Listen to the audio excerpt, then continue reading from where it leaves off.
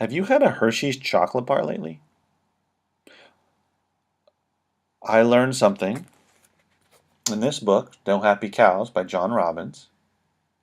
Highly recommend it. I learned that the Hershey Company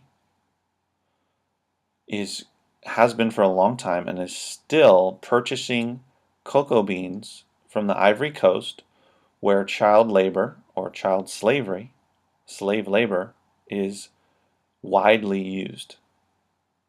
Now, I didn't even know that there was child labor or child slavery in the Ivory Coast for cocoa beans, and that this is there's been a book written, there's been a couple documentaries made, but I just wasn't aware of it. Somehow missed it, and I was amazed that um, this is actually something that came out in 2001 when an investigative report was done. A series of articles was written and were written, and so this was publicized. But Hershey now, 11 years later, Hershey is still buying cocoa beans from the Ivory Coast.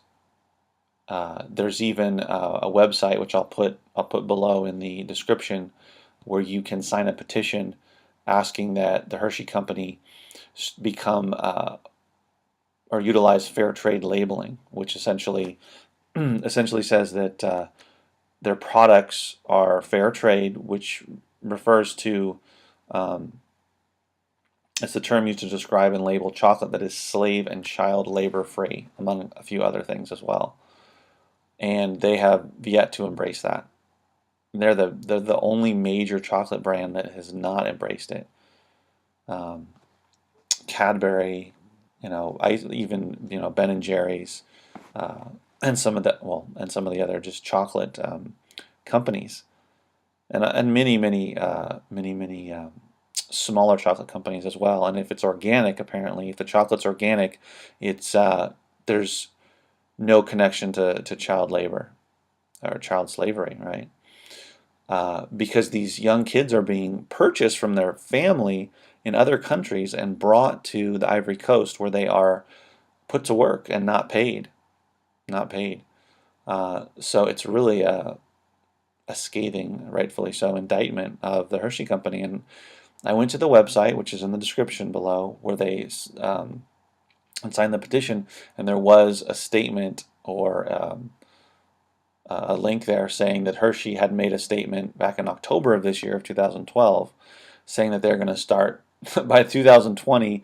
They will no longer be purchasing beans from any providers, cocoa bean providers, that utilize child labor. So essentially, they'll be um, part of the fair trade movement or labeling. But the site had some issues with it because there weren't any benchmarks, there weren't any specifics, etc. So at least one tiny step was made, but that's 8 years from now, and who knows? If you read the book I just read, No Happy Cows, he talks about that in 2001. A lot of the companies were not actually. There was a bill going to be passed, and they were not. And they agreed to set up. By 2004, they were supposed, or 2005, they're supposed to have all this in place, not using child labor, and it didn't happen. So, a little skeptical about that. And the reason this really hits home for me is because I used to live, no one knows, or if you have never been to Pennsylvania, you might not know this, but the Hershey Company, there's a city in Pennsylvania called Hershey, Pennsylvania, and I used to live there as a kid. I've been to the chocolate factory. I've been to Hershey Park, the amusement park. The main drag there. The street lamps are Hershey Kisses. This was a place that Milton Hershey built back at the turn of the century uh, for his factory workers. It was a bit of a utopia that he created. He even built or started an orphanage back when orphanages were terrible places. He even took homeless kids in. So I have this connection to Hershey. And now I'm gonna have to stop buying their products until it becomes crystal clear that they're not indirectly supporting child labor. So anyway, think twice again before you buy any old chocolate, including Hershey. Crazy. And also, I put a link or two below for some YouTube videos that talk about um, investigate. I think it's the BBC. I think it's a documentary done by them where this guy goes to Ivory Coast and investigates these child labor allegations. It's crazy stuff. But chocolate is so tasty.